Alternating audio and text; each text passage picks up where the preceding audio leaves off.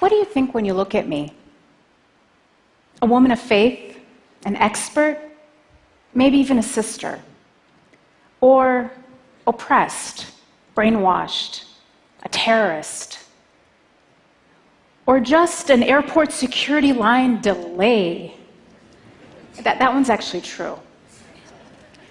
If some of your perceptions were negative, I don't really blame you. That's just how the media has been portraying people who look like me. One study found that 80% of news coverage about Islam and Muslims is negative. And studies show that Americans say that most don't know a Muslim. I guess people don't talk to their Uber drivers. Well, for those of you who've never met a Muslim, it's great to meet you. Let me tell you who I am. I'm a mom, a coffee lover, double espresso, cream on the side. I'm an introvert. I'm a wannabe fitness fanatic, and I'm a practicing spiritual Muslim. But not like Lady Gaga says, because baby, I wasn't born this way. It was a choice. When I was 17, I decided to come out. No, not as a gay person like some of my friends, but as a Muslim, and decided to start wearing the hijab, my head covering. My feminist friends were aghast. Why are you oppressing yourself? The funny thing was, it was actually, at that time, a feminist declaration of independence from the pressure I felt as a 17-year-old to conform to a perfect and unattainable standard of beauty. I didn't just passively accept the faith of my parents. I wrestled with the Quran. I read and reflected and questioned and doubted and ultimately believed. My relationship with God, it was not love at first sight. It was a trust and a slow surrender that deepened with every reading of the Quran. Its rhythmic beauty sometimes moves me to tears. I see myself in it. I feel that God knows me. Have you ever felt like someone sees you, completely understands you, and yet loves you anyway? That's how it feels. And so later, I got married, and like all good Egyptians, started my career as an engineer. I later had a child after getting married, and I was living essentially the Egyptian-American dream. And then that terrible morning of September 2001. I think a lot of you probably remember exactly where you were that morning. I was sitting in my kitchen, finishing breakfast, and I look up on the screen and see the words breaking news. There was smoke, airplanes flying into buildings, people jumping out of buildings. What was this? An accident? A malfunction? My shock quickly turned to outrage. Who would do this? And I switched the channel and I hear Muslim terrorist, in the name of Islam, Middle Eastern descent, jihad. We should bomb Mecca. Oh my God. Not only had my country been attacked, but in a flash, somebody else's actions had turned me from a citizen to a suspect. That same day, we had to drive across Middle America to move to a new city to start grad school. And I remember sitting in the passenger seat as we drove in silence, crouched as low as I could go in my seat for the first time in my life, afraid for anyone to know I was a Muslim. We moved into our apartment that night in a new town in what felt like a completely different world. And then I was hearing and seeing and reading warnings from national Muslim organizations saying things like, be alert, be aware, stay in well-lit areas, don't congregate. I stayed inside all week. And then it was Friday, that same week, the day that Muslims congregate for worship. And again, the warnings were, don't go that first Friday. It could be a target. And I was watching the news, wall-to-wall coverage. Emotions were so raw, understandably. And I was also hearing about attacks on Muslims, or people who were perceived to be Muslim being pulled out and beaten in the street. Mosques were actually firebombed. And I thought, we should just stay home. And yet, something didn't feel right. Because those people who attacked our country attacked our country. I get it that people were angry at the terrorists. Guess what? So was I. And so to have to explain yourself all the time isn't easy. I don't mind questions. I love questions. It's the accusations that are tough. Today we hear people actually saying things like, there's a problem in this country and it's called Muslims. When are we going to get rid of them? So some people want to ban Muslims and close down mosques. They talk about my community kind of like we're a tumor in the body of America. And the only question is, are we malignant or benign?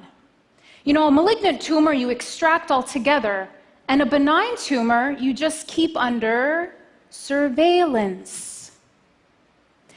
The choices don't make sense because it's the wrong question. Muslims, like all other Americans, aren't a tumor in the body of America. We're a vital organ. Thank you.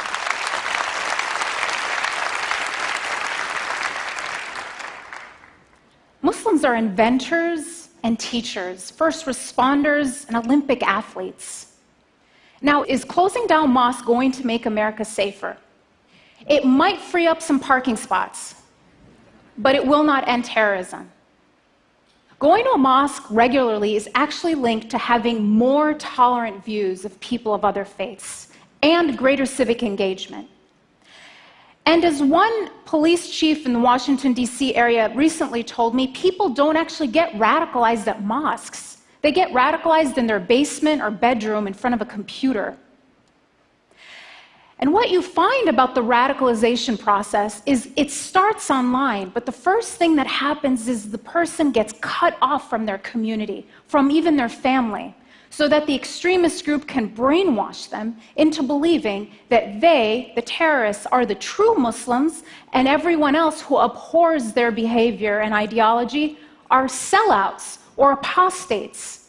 So if we want to prevent radicalization, we have to keep people going to the mosque. Now, some will still argue Islam is a violent religion. After all, a group like ISIS bases its brutality on the Quran. Now, as a Muslim, as a mother, as a human being, I think we need to do everything we can to stop a group like ISIS. But we would be giving into their narrative if we cast them as representatives of a faith of 1.6 billion people. Thank you. ISIS has as much to do with Islam as the Ku Klux Klan has to do with Christianity.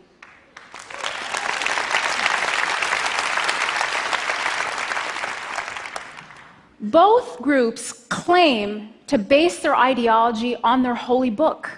But when you look at them, they're not motivated by what they read in their holy book. It's their brutality that makes them read these things into the scripture. Well, one study, actually several studies in neuroscience, show that when we're afraid, at least three things happen. We become more accepting of authoritarianism, conformity, and prejudice. One study showed that when subjects were exposed to news stories that were negative about Muslims, they became more accepting of military attacks on Muslim countries and policies that curtail the rights of American Muslims.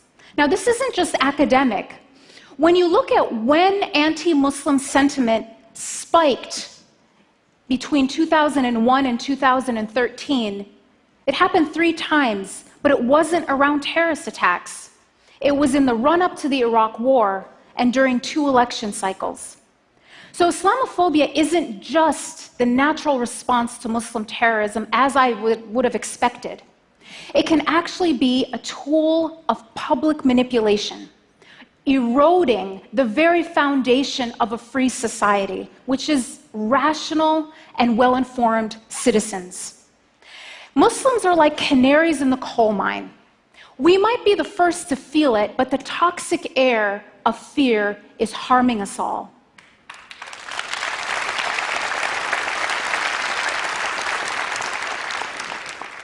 So back to my story. What happened after 9/11? Did we go to the mosque or did we play it safe and stay home? Well, we talked it over, and it might seem like a small decision, but to us it was about what kind of America we wanted to leave for our kids. One that would control us by fear, or one where we were practicing our religion freely. So we decided to go to the mosque, and we put my son in his car seat, buckled him in, and we drove silently and tensely to the mosque. And I took him out, I took off my shoes, I walked into the prayer hall. And what I saw made me stop. The place was completely full. And then the imam made an announcement thanking and welcoming our guests, because half the congregation were Christians, Jews, Buddhists, atheists, people of faith and no faith, who had come not to attack us, but to stand in solidarity with us.